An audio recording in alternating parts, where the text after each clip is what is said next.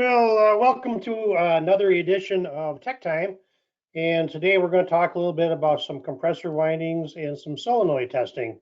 Appreciate you taking your time out of your workday.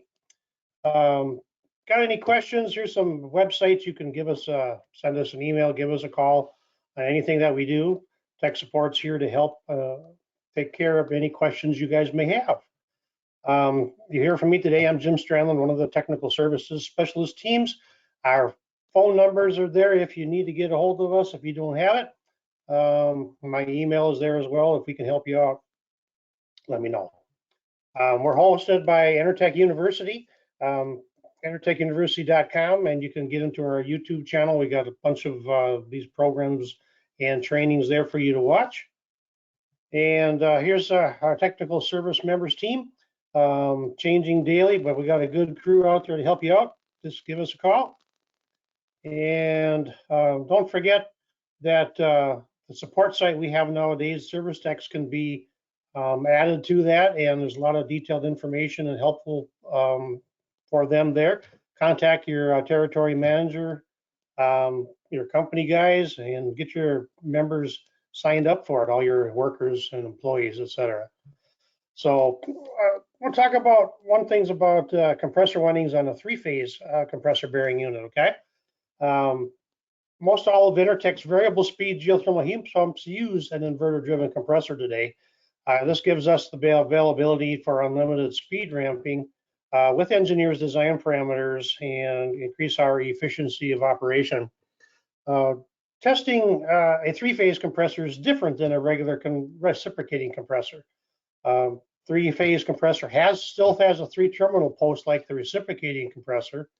The difference is in the resistance or ohm readings. Three-phase terminals should have equal resistance between all terminals. The reciprocating will be of different readings.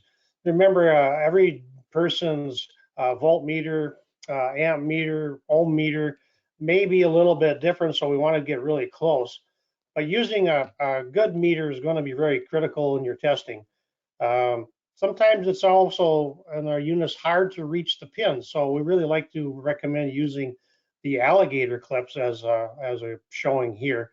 It doesn't really matter what color you put on there. We'll talk about the resistance read numbers and what that means for which terminal is what here in a second. As you can see, I put those alligator clips on the posts, run them out, and I did my testing with them from there. My first reading, I had hit 0.4 ohms, I believe, 0.4 ohms on this three-phase unit. The second reading, I hit 0.5, and I'll show you a diagram here in a second to make it a little more clear. Recommend taking a piece of paper and pretty much drawing like this here. Get the three post terminals out there, and you can measure the readings in between them. Mark them down. All right. Third reading was a 0.7. So the three measurements I have are between those three terminals. This is what I had accomplished on a three-phase compressor that I have in my possession. They're not equal, but they may be close. But this compressor turned out to be bad. There's enough difference in there that caused the inverter drive to have faults. And so the compressor had to be replaced, and it worked fine. One thing to remember when using your ohm meter, do not use the megohm setting. False readings can be obtained, and we had talked about that on an earlier tech time that you can always go back and revisit and view. Okay, the single phase compressor testing. Okay, the plug on the compressor actually dictates and shows you the red, the black, and the yellow terminals, which one is a L1, L2, L3, or run common and start winding. So if you don't know that or don't see it, it's really easy to determine which one is the common, which one's the start, which one's the run. Again, we'll be taking some measurements here. And again, using your trusty ohm meter. This is a water-to-water unit with the side panel and top panels off. These ones are kind of hard to reach those terminals. That's where these alligator clips come in real handy. So it helps you allow to take some of the measurements from the front without removing all of the panels. Measuring all 3 terminals, document them again. I'll show you this in a second. Make a triangle, mark the points, take the measurements, mark them in. It'll help you determine what is what. So again, talking about this, the readings determine which one is the start winding, which one is the run winding, and which is common.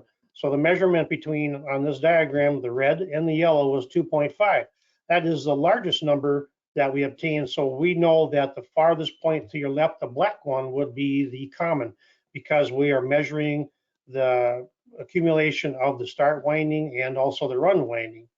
So then we look at, we know where the common winding is. So from the black, say, to the yellow pin, we had 1.9.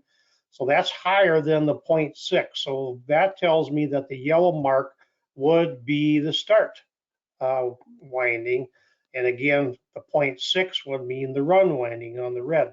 So that's how you can determine if you don't know which ones are what, by doing your own measurement readings and thinking about which one it is. Well, is it the run winding will always be the lower of the resistance, start winding will be in the middle, and the common will always be the highest number reading.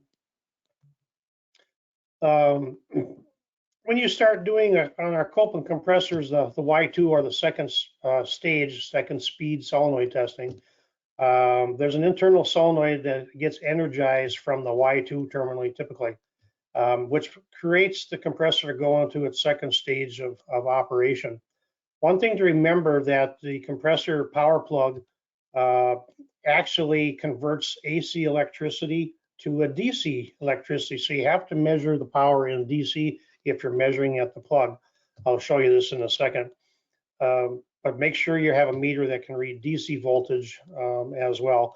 And we'll also be able to measure the internal resistance on the pins, 2 pins going into the compressor, and I'll give you some data here on that in a second.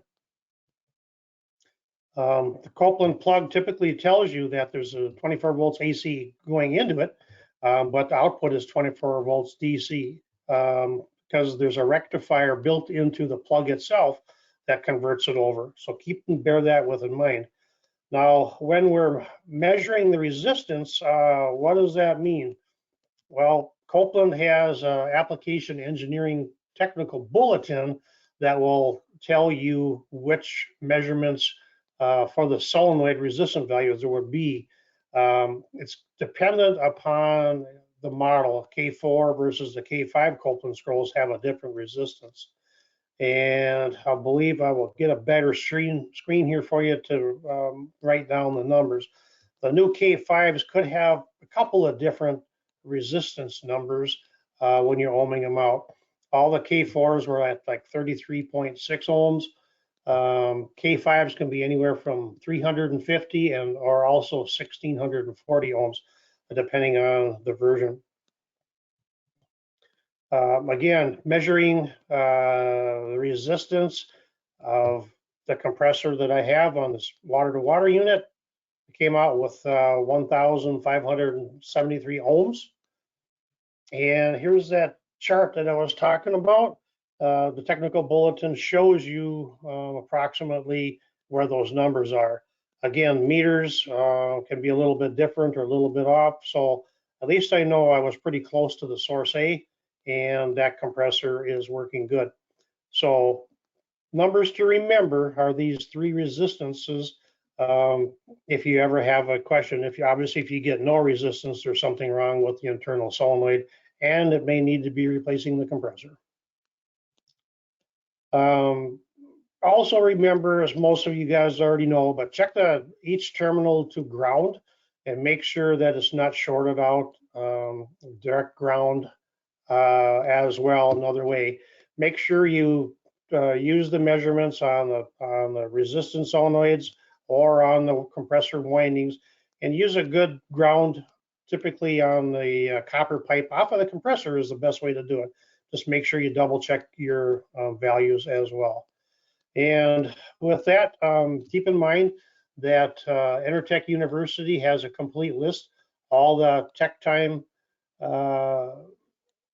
recordings are here. The rest of our trainings are here recorded for you guys to watch. Good information. And don't forget, if you got any questions about anything you're on, give us a call. And again, I want to thank you for attending this month's Tech Time. I look forward to seeing you next month. Have a great day. Thank you.